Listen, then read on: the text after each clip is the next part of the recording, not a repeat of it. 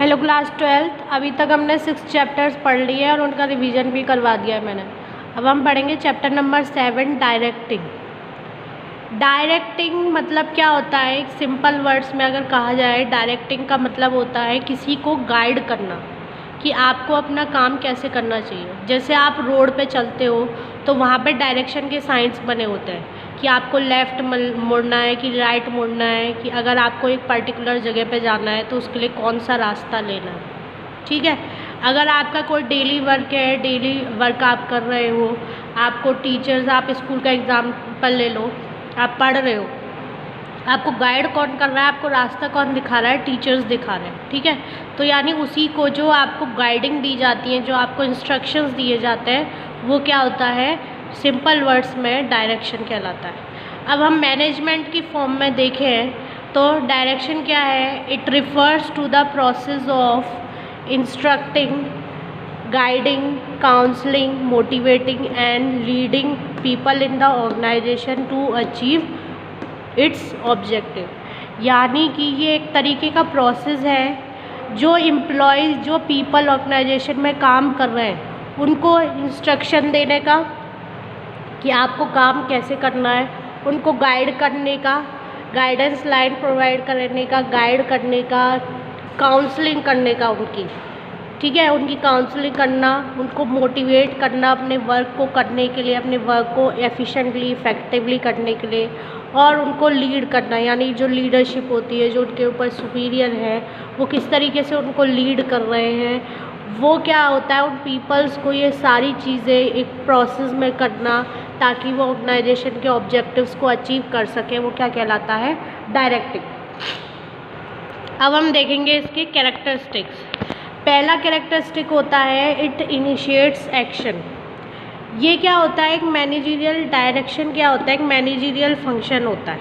ठीक है। जो कि आपके कंट्रोलिंग, आपका selection, recruitment, controlling, organising, planning, इनके साथ साथ आपको डायरेक्शन हर लेवल पे, हर आपके स्टेप पे डायरेक्शन मिलेगा। क्योंकि जब तक कोई गाइडलाइन नहीं होगी तब तक कि आप आगे नहीं बढ़ सकते। इनिशिएट्स एक्शन मतलब आप कोई भी प्लान, कोई भी स्टेप लेते हो, जैसे ऑर्गेनाइजिंग करते हो, तो उसके लिए आपको क्या है? पहले एक्शन मतलब आपको पहले से तय करना होता है कि हमें क्या काम करना होता है। लेकिन डायरेक्टिंग में क्या होता है? आपको डायरेक्शन दी जाती है, उस हिसाब से आपका एक्शन यानी आपका काम शुरू हो जाता है। सेकंड होता है it takes place at every level of management. ये नहीं है कि टॉप लेवल पर ही होगा भाई डायरेक्शन, सिर्फ टॉप लेवल, मिडिल लेवल को दे रहा है, नहीं, हर लेवल पे, टॉप हो, बॉटम हो, आपका मिडिल हो, top, middle, bottom, sub level पे डायरेक्शन होता ही होता है। क्यों? क्योंकि टॉप लेवल क्या करेगा? टॉप लेवल मिडिल लेवल को गाइडलाइंस प्रोवाइड करेगा, मिडिल लेवल अपने लोअर लेवल को गाइडलाइंस प्रोवाइड कराएगा, और लोअर लेवल के अगर नीचे कोई है तो वो उनको गाइडलाइंस प्रोवाइड कराएगा। अदरवाइज़ वो लोअर लेवल उन गाइडलाइंस को लेके अपने ऑर्गेनाइजेशन के ऑब्जेक्टिव्स को फॉलो करेगा। थर्ड कैरेक्टरिस्टिक्स होता है it is a continuous process. यानी कि ये लगातार चलने वाली प्रक्रिया है, ये रुकती नहीं है। अगर ऑर्गेनाइजेशन में कोई चेंज भी हो रहा है तब भी ये रुकेगी नहीं। क्यों? चेंज हो रहा है तो उसके लिए भी गाइडलाइंस चाहिए, उसके लिए भी इंस्ट्रक्शन चाहिए, और पीपल को उसके लिए भी मोटिवेट करना है कि अगर कोई चेंज हो रहा है तो कोई बात नहीं है, आप उस चेंज को अडेप्ट कीजिए, साथ ही साथ समझिए कि आपको वो चेंज क्यों किया जा रहा है। ठीक है। यानी ये किसी के लिए रुकेगा नहीं। डायरेक्शन या डायरेक्टिंग ऐसी प्रोसेस है जो किसी के लिए भी रुकेगी नहीं। फोर्थ होता है it flows from top to bottom. यानी कि ये एक हेराल्कल प्रोसेस है, यानी कि टॉप से गया मिडिल लेवल तक, मिडिल से जाएगा आपका लोअर लेवल तक।